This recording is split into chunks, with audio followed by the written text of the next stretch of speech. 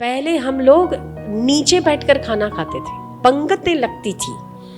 पंगतें लगती थी तो स्नेह बढ़ता था।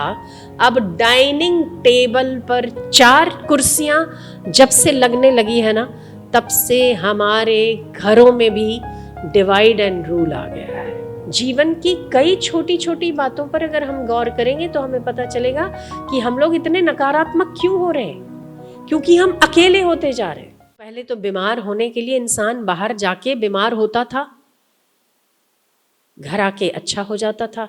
अब तो घर आके बीमार होता है और बाहर जाके स्वस्थ होने की कोशिश करता है।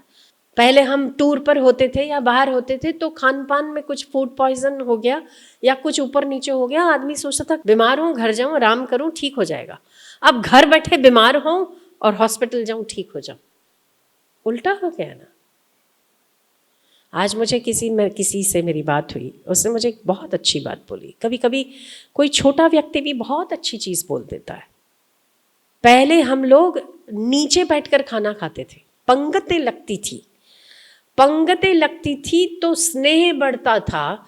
अब डाइनिंग टेबल पर 4 कुर्सियां लेकर, मतलब कुर्सी अलग, कुर्सी अलग, कुर्सी अलग, कुर्सी अलग, 4 कुर्सियां जब से लगने लगी है ना, तब से हमारे घरों में भी डिवाइड एंड रूल आ गया है।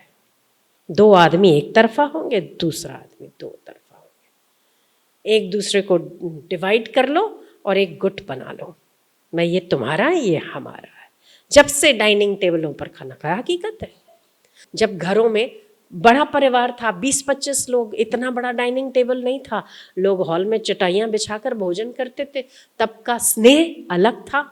और अब अपने अपने समय से लोग खाना खा लेते हैं, और अगर खाते भी हैं तो उसकी कुर्सी अलग पड़ी है, हमारी कुर्सी अलग पड़ी है, तब से हम सेपरेट होते चले जाते हैं।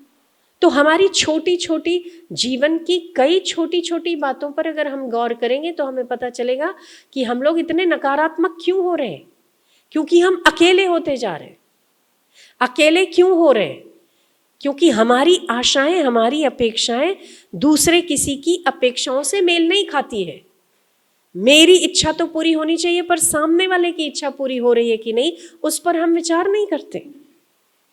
पहले परिवार का एक बड़ा व्यक्ति हर छोटे लोगों को लेकर चलता था। एक बड़ा व्यक्ति 100% तभी ही किसी एक मास को लेकर चल सकता है जब वो अपनी इच्छाओं की बलि चढ़ाता हो। जिस व्यक्ति में सबसे बड़ा त्याग होगा, वही व्यक्ति छोटों की अपेक्षाओं पर खरा उतरता होगा।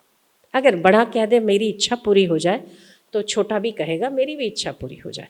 पर जहाँ पर बड़ा व्यक्ति ये कहता है कि कोई बात नहीं, मेरी इच्छा पूरी हुई ना हुई, बेटा तेरी तो हो रही ना, तू जिसमें खुश है उसमें मैं खुश हूँ, उसमें छोटे भी अपनी इच्छाओं का त्याग करके बड़ों के मान और सम्मान का ख्याल रखते हुए मिलेंगे आपको।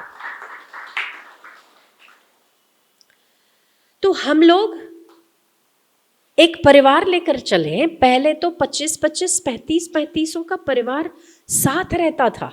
आज हम लोग सास, ससुर, बहू, बेटा और एक बेटा हो जाए, 4 और 5 लोग एक साथ नहीं रह सकते। क्यों नहीं रह सकते? हमारी इच्छाएं और कामनाएं बढ़ गई है। कहीं ना कहीं वो नकारात्मकताओं का कारण भी बनी है। तो कुछ जीवन में, कुछ तो हमारे जीवन में कुछ तो स्नेह ऐसा आना चाहिए, या परिवार के साथ स्नेह हो, परिवार का बड़ा एक जो सम्माननीय व्यक्ति हो, उसकी इच्छाओं का सम्मान करते हुए हम उसके साथ स्नेह के साथ पेश आएं। हम हमारे सारे परिवार के ऊपर परमात्मा है, उसके लिए भी सारे परिवार में एक समय निकले। वो निकालते नहीं निकालते, आप ज़रूर निकालिए। कुछ समय ईमानदारी के साथ परमात्मा की उपासना में देंगे। मुझे नहीं लगता कि आप में नकारात्मकता तिल भर भी टिक सकती है।